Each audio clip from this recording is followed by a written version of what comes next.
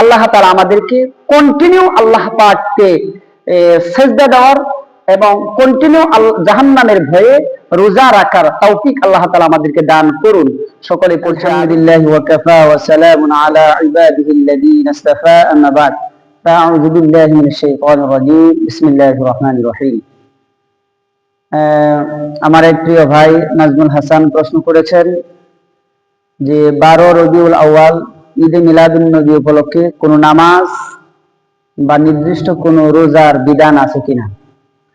সে সম্পর্কে আমরা ইউটিউব এবং বিভিন্ন অনলাইন মাধ্যমে আমরা শুনে এসেছি, তবে আজকে আপনাদেরকে আরেকটু ক্লিয়ার করে আমি আপনাদেরকে শোনাতে চাই। সেই বিষয়টা হচ্ছে যে আমরা একটি জিনিস বারবার জানার চেষ্টা করছি যে কোরআনুল কারীমে আল্লাহ তাআলা বলেন, ওয়ামা আতাকুমুর রাসূলু ফাখুযুহু ওয়ামা নাহাকুম আনহু ফান্তাহু। আল্লাহ তাআলা কোরআনুল কারীমে নবী মুহাম্মদ সাল্লাল্লাহু আলাইহি ওয়াসাল্লামকে আয়াত নাযিল করে তিনি শোনাইছেন, तमाम পৃথিবীর মানুষদেরকে একটা ডিরেকশন দিয়েছেন। তিনি বলছেন যে আমার নবী যা দিয়েছেন তা গ্রহণ করো, আমার নবী যা দেয় নাই তা গ্রহণ করো না। তার মানে আমাদের নবীর আদর্শ থেকে, নবী যা করেছে তা থেকে আমাদের আমল করা দরকার।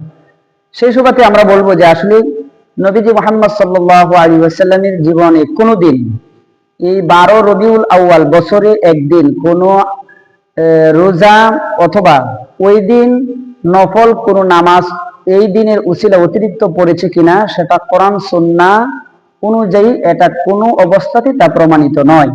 তার মানে বোঝা যাচ্ছে যে আল্লাহ রাব্বুল আলামিন যে আয়াত বলেছেন সূরা হাশরের মধ্যে যে আল্লাহ রাসূল যা দিয়েছেন তা গ্রহণ করো, যা নিষেধ করেছেন ছেড়ে দেন। তার মানে হচ্ছে যেহেতু নবীর জীবনে এবং সাহাবীদের জীবনে, তাবিঈদের জীবনে কেউ এই দিনে নির্দিষ্ট রবিউল আউয়াল 12 তারিখে কোনো রোজা বা কোনো অতিরিক্ত নফল নামাজ তারা কেউ আদায় করেনি।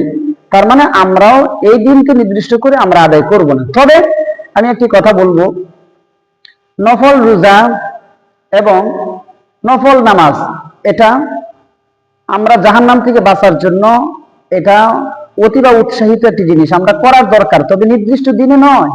এটা সারা বছরই আমাদের একটা কন্টিনিউ একটা আমলের টাকা দরকার। যেমন হাদিসে এসেছে কেউ যদি রোজা রাখে, রোজার একটা বিশেষ ফজিলত আছে, হাদিসের মধ্যে পাওয়া যায়, মান সামা ইয়াওমান ফি সাবিলিল্লাহ বা'দাল্লাহু ওয়াজআউ ফিন নার 70 খরিফা। রাসূল সাল্লাল্লাহু আলাইহি সাল্লাম বলেন, কেউ যদি আল্লাহ তাআলাকে সন্তুষ্টের জন্য একটি মাত্র সিয়াম পালন করে রোজা রাখে, তাহলে আল্লাহ তাআলা ওই রোজাদার বান্দাকে আল্লাহ তাআলা জাহান্নামের আগুনের থেকে 70,000 বছর রাস্তা দূরে আল্লাহ তাকে সরায় দিবেন। সুবহানাল্লাহ।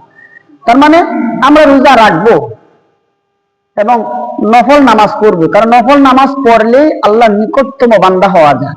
এজন্য আমরা অধিক নফল নামাজ আদায় করব এবং রোজা রাখবো। কিন্তু এই 12 রবিউল আউয়ালকে কেন্দ্র করে কোনো নির্দিষ্ট রোজা বা নির্দিষ্ট কোনো নামাজ কত রাকাত এগুলা শরীয়তের কোনো দলিল বা মাপকাঠি সীমারেখা নাই।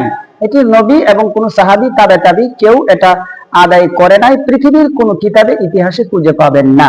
তার মানে হচ্ছে যে আমরা ওই দিনেই নয়, বরং আমাদের উচিত হলো সারা বছরেই কিছু না কিছু নফল রোজা রাখা এবং বেশি বেশি করে নফল নামাজ আমরা আদায় করা, কন্টিনিউ আমলে পরিণত করা।